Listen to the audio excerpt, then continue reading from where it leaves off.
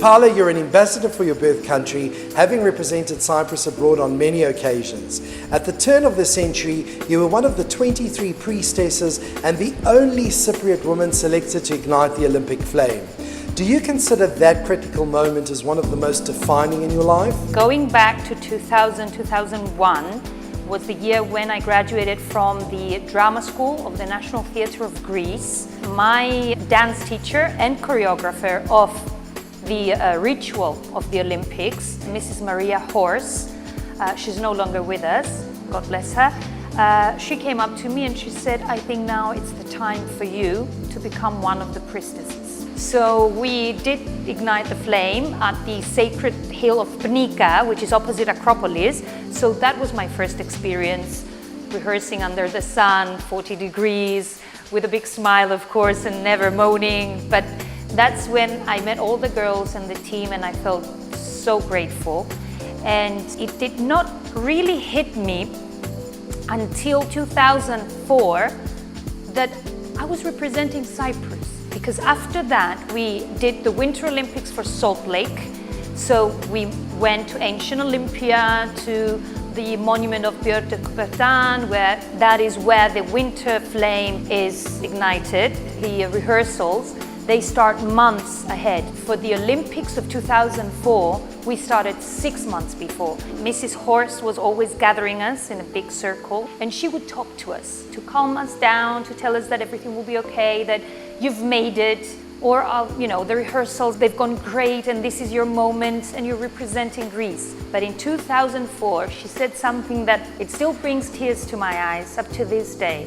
She told us, "Γέριες, ετοιμαστείτε να σηκώσετε την Ελλάδα στους ώμους σας." This time, priestesses, get ready to lift Greece on your shoulders. The actual ritual of getting the light from the sun and igniting the Olympic torch is only seen live only by the heads of states. And it's around 100-150 people with their guards. And that was a very significant day for Cyprus as well, because when they said Hadjilambri Paola from Cyprus, immediately the journalists in Cyprus, they arrived at my parents' house knocking on the door to see who this girl was and what was she doing there. And by the time the whole ritual finished, our phones were ringing, people wanted to interview me, people were asking me about the ritual and how I got there, and it's a great honor.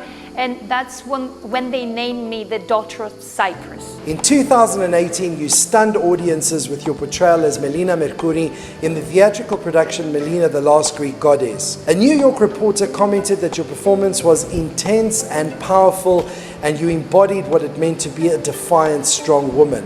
What was it like stepping into Melina Mercouri's shoes for the role? If I have to number the 3 most important things that I've done in my life, first would be giving birth to my son, Costantino, and then the Olympics, the flame, and then Melina, in this order. And what everything has in common is my love for Greece. And not just Greece, but my love for what we call Hellas, which Hellenism has a larger, bigger meaning worldwide. For me, Melina represents everything that I stand for. And through Melina, I even found pieces of myself that I never believed I had. It was a great challenge to step into her shoes, because she was not only a successful actress, but she was also the first Minister of Culture of Greece. She fought the dictatorship. She was a persona that the New York Times mentioned more times than Elizabeth Taylor. And her big win was that she was walking in New York and they were calling her by her name, not with a name and a surname, but she was Melina for everybody. And the best part was that although she had offers to go to Hollywood and make Hollywood movies, she refused. And she said, no, I'm not gonna let you to vanish me, who I represent Greece, in your little Hollywood world. She knew exactly what she was doing. And she has my full respect. I felt so proud that I was sharing with the world who this woman was and what she did for Greece and for Cyprus as well, because in 1974 Melina was here supporting the women. I will never forget the moment that I had the flag of Cyprus hidden under my chair. I'm going to pull the flag out. I need to do it. I need to show them that Cyprus is here, that yeah, I'm doing Melina, but I need to show that Cyprus brought Melina here. So yes, that was one of the most empowering moments of my life, and we're here on Broadway and we brought Greece to you. I felt so proud that Cyprus was like on the first step of the podium, I mean among 130 countries for the first time ever. And then reading the critics, what the critics wrote, a lady that she was writing on behalf of a British media. She did not mention the marbles of the Parthenon. She mentioned the whole play, but she did not mention the last bit of Melina, where she is asking for the Parthenon marbles to be returned back to Greece. Whereas another gentleman that he was writing on behalf of an American newspaper, he spoke in detail about everything. All the chapters of Melina. Melina when she was young, Melina when she was doing her career, when she met Gilles de Seine, because the play covers 7 chapters of Melina's life. The minute she became a minister of culture, when she was fighting the dictatorship, when she was fighting for the marbles. So, I mean, it's quite fascinating to wake up and say, right, for 2 years we were working on this project. People at our home in Cyprus, they watched it. People in Greece watched it, among them the brother of Melina Mercouri, who is no longer with us. And I had the honor to meet Spiro Mercouri. I had the honor to go to Melina's house, to sit on her chair, to open her files, to see her personal handwritings and hear stories from Spiro. And he shared with me and said, Paola, when we were younger and she was going to audition for the drama school and our parents wouldn't allow her, we would go upstairs in the attic and I would keep, track of the lines, and I would, help her to learn her lines so she could go and audition, because that was Melina. And, what Melina wanted, Melina got. You couldn't stop her. So it was amazing, and it was a great honor for me that Spiro Mercouri came to watch the show. And it was such a relief when he stood up in the theater and he said that, she's not only, performing as Melina, she is Melina. And he told me that you don't just look like her, but you also sound like her. Your latest production, Tears of Silence, based on the novel by Aria Socrates, is a challenging role that will see you playing 3 female characters who are victims of human trafficking and abuse. Tell us about that. I like picking up characters that they're interesting, that they have something to say and share with the world, and especially when it's something that the world hasn't heard before. There were people that they had a different mindset in regards to what Melina represented, and then when they watched the show they changed what they were thinking.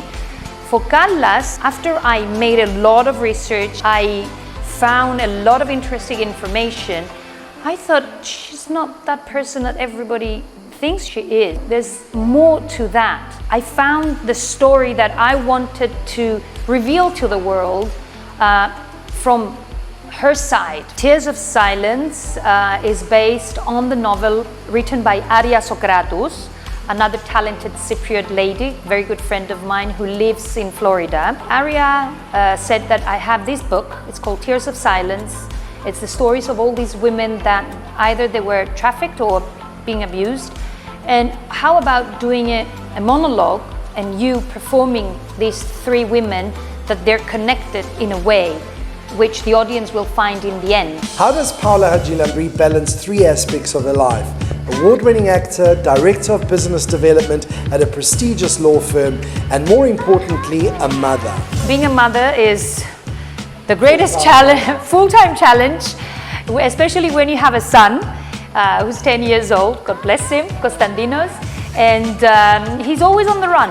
So he's a very happy boy, and my target was always to teach him that mommy is here, but mommy works, and mommy does a lot of things, but if mommy's away and you cannot travel with mommy, you still have your granddad, your grandma, your godfather, who's my brother, and I have a whole support system around him. Besides the support system that I have coming from my family, I have a great support system from the law firm that I work. Because when Savas Savidis made the proposal to work for them, for the company as Director of Business Development, my first question was, because you're a prestigious law firm, will I be allowed to perform? Because maybe, I don't know, maybe you wouldn't like that, you know. And he said, not only we wouldn't like that, but we would like to support it because you go and you represent our country abroad. So it's a great honor for us. Putting down all my knowledge, coming from acting and theater and from TV and media, I put together this little book that gives step by step, let's say, some guidance, advice to all these people that they need to sit in front of the camera and sell their product, or they need to do a presentation with like very clear steps. What helps me in every decision, in every step I take, is that I always tell myself, remember who you are, where you started from, and who your parents are. Because that keeps my feet stuck on the ground and I see things clearly, and I'm a simple human being that I love life, I love what I do, I'm passionate about anything that comes along on my way and I have the opportunity to create or to help other people, and I'm just going to do it.